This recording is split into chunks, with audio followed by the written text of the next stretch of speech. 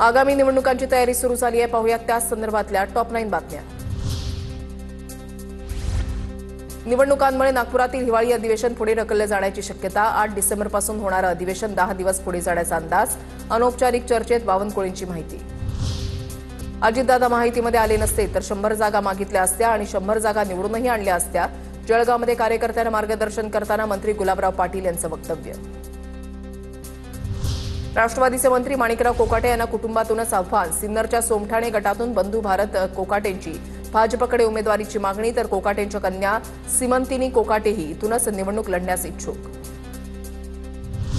बीड जिल्ह्यामध्ये माहितीची शक्यता कमी. राष्ट्रवादी आणि भाजप विरोधात निवडणूक लढवत असल्यानं युती करणं शक्य नाही.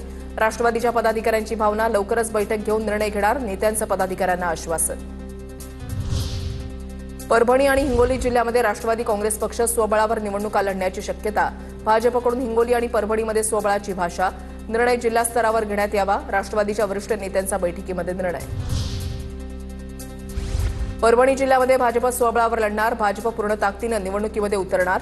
मंत्री मेघना बोर्डीकर यांचं स्पष्टीकरण. रत्नाकर गुट्टेंकडून आधी स्वबळावर लढणार असल्याची घोषणा. बोर्डीकरांची माहिती. चिपळूण नगर परिषदेमधील अंतिम मतदार यादी प्रसिद्ध. हरकती आणि सूचनानुसार शहरातील तब्बल 1301 मतदारांची नावं पुन्हा मूळ प्रभागामध्ये समाविष्ट. शहरातील एकूण 14 प्रभागांची पुनर्रचना. सोलापूरमध्ये भाजप कार्यकर्ते पुन्हा आक्रमक. तडीपार गुंडांना पक्षामध्ये प्रवेश दिल्यानं भाजप कार्यकर्ते आक्रमक. भाजप शहराध्यक्ष रोहिणी तळवळकरांसोबत कार्यकर्त्यांची बाचाबाची.